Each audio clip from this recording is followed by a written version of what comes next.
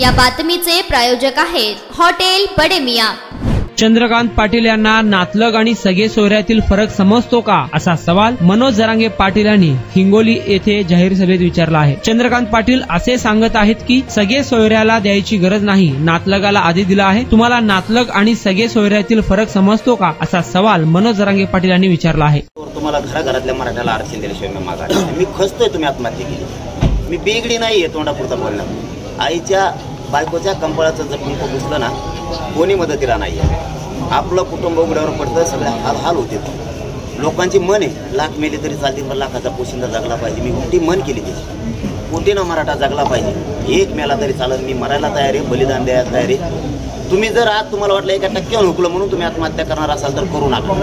1 वर्ष गॅप पुढच्या वर्षी शिका, त्याच्या आत मी आरक्षण देतो। खचून जाऊ नका, 1 वर्ष कमी होईल, तुम्ही कायमच्या आयुष्यातून संपायला लागला।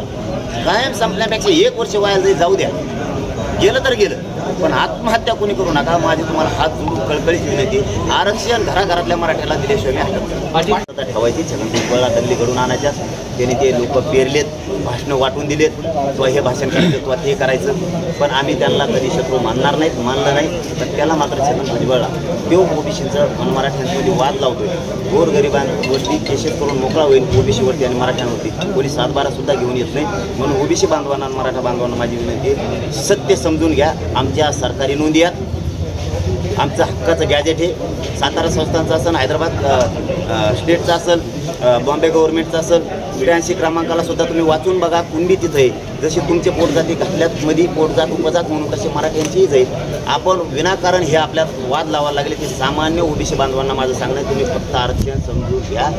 आपल्यात वाद लावून त्यांचं राजकारण साधायचंय, कारण हे राजकारणी लोक आमचे सुद्धा आणि तुमचे सुद्धा, आमचे काय लय नीट नाही, आमचे सुद्धा सगळे काढी लावायचे।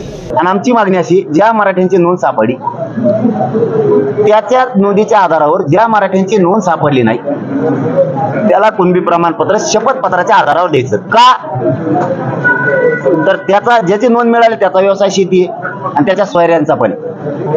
सगळ्या सोयऱ्यांना का द्यायचंय, तर त्यांचा रोटीबिटी व्यवहार पण होतो, व्यवसाय पण एकच, फक्त त्याची नोंद सापडली नाही म्हणून शपथपत्राची गरज आहे। त्याची नोंद नसली तरीही त्याला द्यायचं, हे आमचं ठरलेलं आहे, तशी ती आदिसूच नाही। आणि चंद्रकांत दादा उलट सांगत आहेत, सगळ्या सोयऱ्यांची काढायची गरज नाही, नातलगाला आधी दिलं जाईल। तुम्हाला नातलग सगळे सोयरे यातला फरक कळतो दादा? त्यांचं असं म्हणणं आहे सगळ्या सोयऱ्यांची अंमलबजावणी करायची नाही, ज्याची नोंद सापडली त्याच्या नातलगाला आम्ही देतो, सगळ्या सोयऱ्यांना देतो। म्हणजे कोण? ज्याची नोंद सापडली त्याचा चुलता, आजा, पुतण्या। चुलत्याचं पुतण्याचं गाव लग्न होतं का? त्यांच्यात लग्न करतात का दोघं एकामेका? तुमच्यात करतात का? सगळे सोयरे आणि नातलग हे चंद्रकांत दादाला फरक कळतो का? आमची मागणी सगळ्या सोयऱ्यांची आहे आणि तुम्ही तिसरंच गैरसमज पसरीत आहे। अंमलबजावणी होणार तर तशीच होणार, नसता ती अंमलबजावणी करू नका, आम्हाला गरज नाही। आम्ही ओबीसीतून कसं मिळवायचं ते मराठी बघतो। धन्यवाद। मटन, चिकन आणि बीफ साठी प्रसिद्ध असलेलं सोलापूर शहरातील विजापूर वेस्ट येथील प्रसिद्ध हॉटेल बडे मियां। पाया ताहरी mutton biryani, chicken biryani, mutton seekh, chicken 65 आदी मिळण्याचं एकमेव ठिकाण हॉटेल बडे मियां। मटन मध्ये beef mutton rice, beef cheese अंगुरी, Bade Miyan special mutton, mutton अंगारा, मटन कढी, खिमा मसाला।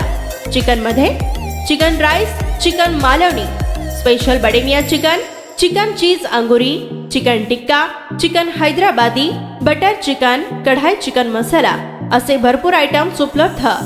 मटन बिर्याणी, चिकन बिर्याणी, बीफचे स्पेशल डिश सुद्धा जेवणासाठी उपलब्ध।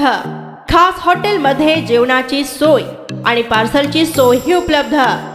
स्वस्त आणि मस्त जेवण मिळण्याचं विजापूर वेस्ट येथील एकमेव ठिकाण हॉटेल बडे मियां।